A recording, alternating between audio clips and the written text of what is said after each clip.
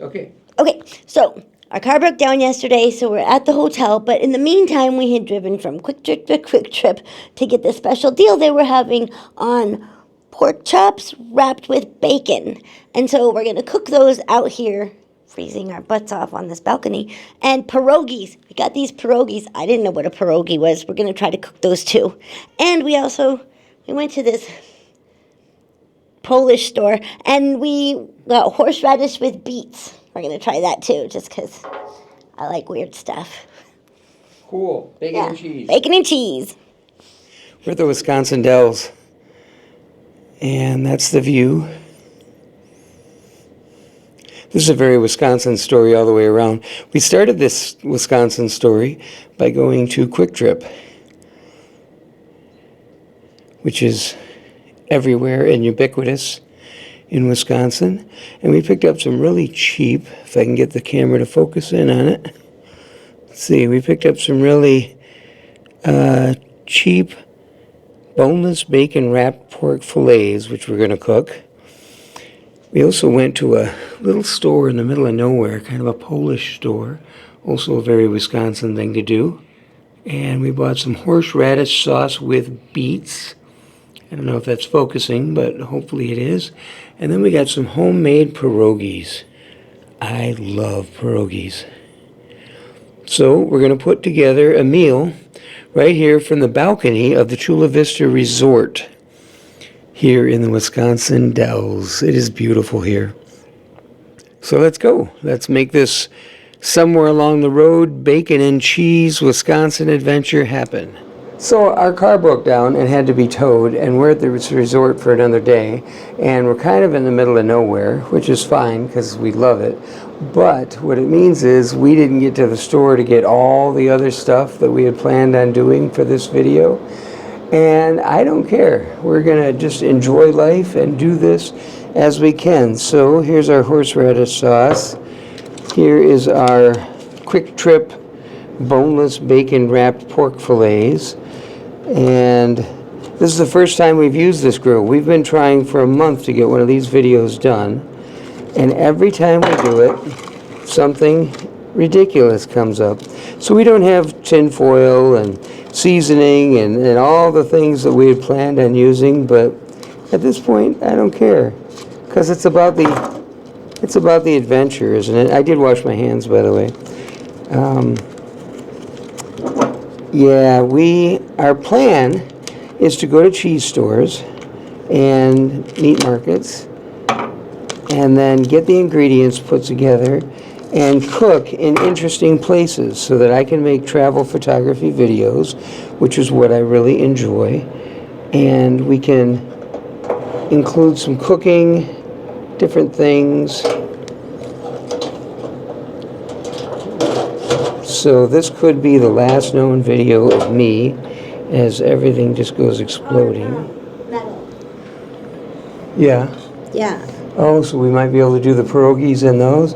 Great, And excellent. then you could cook maybe a couple of those on These top of are metal. Ta-da! Yeah. So I finally got it going. We have some pot stickers in case pierogies really are nothing but Polish pot stickers. We'll find out. Yeah. But then So, we cook the pork chop Voulez. then Yes, okay. use the metal plates to cook the pork chops with the bacon on top of them. Then we'll have something to hold on to the grease so we can cook the pierogies in the bacon grease. All right. All right, here you go. Okay, here we go. It's so fancy. Well, it's a little cold out here, but it's not that bad. So I was just telling them Yeah. that the idea is to do some travel photography and cooking videos having to do with bacon and cheese and coffee, and eventually to go to stores, get the things that we need, the ingredients, and then basically tailgate Yes. out in the wilderness. Tailgate in the wilderness. Yeah. Would you like something to be able to hold the plate with, like a towel? Well, When it's yes. hot? Yeah, I've also explained that we are stranded here and don't have all the stuff don't have all our stuff. It's going to be winging it. Yeah, I'm like, good help. All right. Try not to lose the bacon. Here we go. And there you are, except you're only hearing my voice. Hold on. It's the whole thing. So you want to hold that microphone and cut that pig open? There's no way. So let me show you what we've done so far. We have these, and they are in here, and we are attempting to cook them. This may not work, and it wouldn't be the first time that something didn't work. We may end up just having to put them directly on the grill. As a matter of fact, I'm going to try that because it seems to me that this idea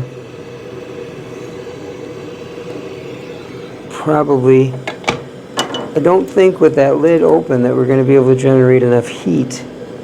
So I have my pot stickers.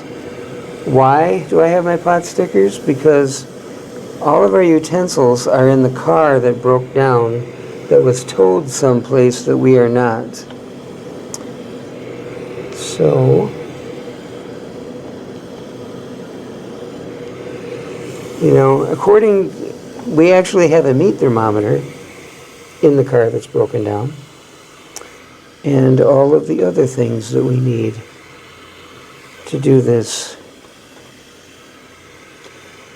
What we do not have is a car to drive over to where the car's at.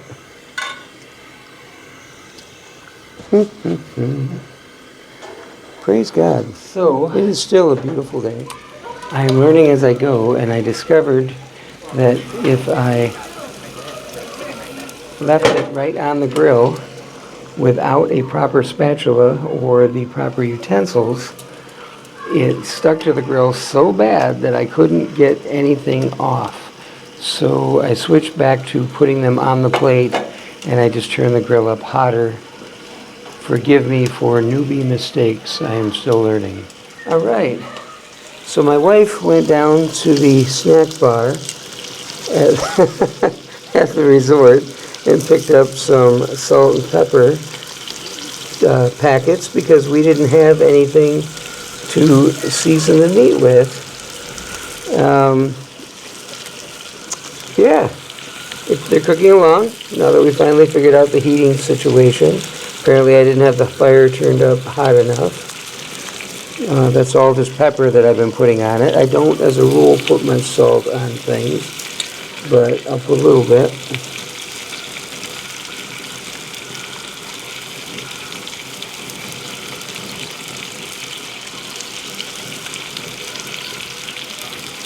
All right.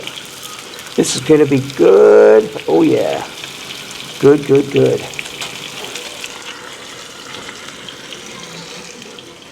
I think we're at the point where we can flip the meat. See what it looks like from that perspective.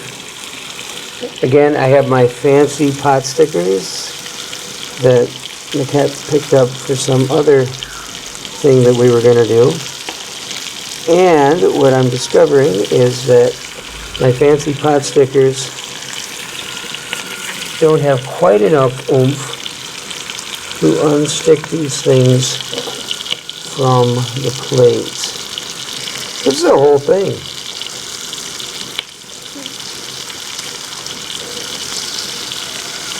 It's half backyard mechanics, half cooking show. That's okay. The bacon has not held on to the pork tenderloin. I do not in any way blame Kwik, which is pretty much my favorite store in the whole universe, because after all, I have been beating these things around without the proper utensils for an hour now. So, put a little more salt and pepper on them and see what happens. So now we're going to take these out, put them onto this pan, and then heat up our pierogies with all this bacon and pork juices. Amazing. Look at that. Look at that. It's coming. It's coming. Oh, check this out. So now we have these pierogies cooking in all that bacon goodness with the fillets. The pierogies cooking in all that goodness. We're using a pot sticker.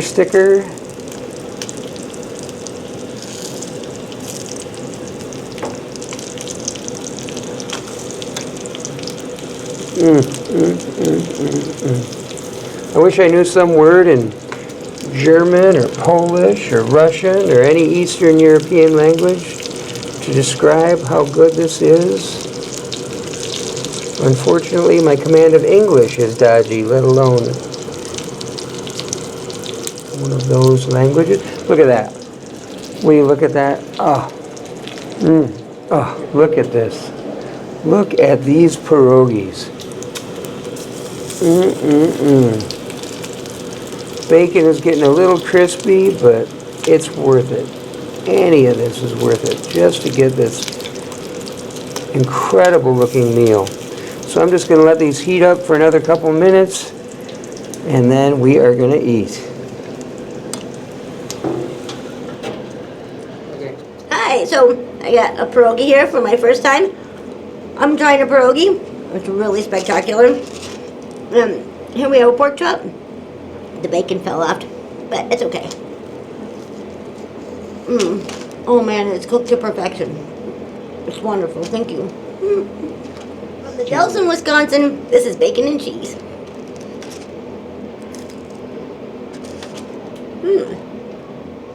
Tomorrow we get to figure out what to do with our car. In the meantime, we're just living life at the Chula Vista Resort in the Wisconsin Dells. Thank you, Felicia White, for the wonderful trip. Yeah, for bacon and cheese and coffee. Thank you. It's a great day. I've never had a pierogi before. These are really good. Thank you. Yeah. How's the meat? You tried the meat, yeah. It's really good. It's perfect.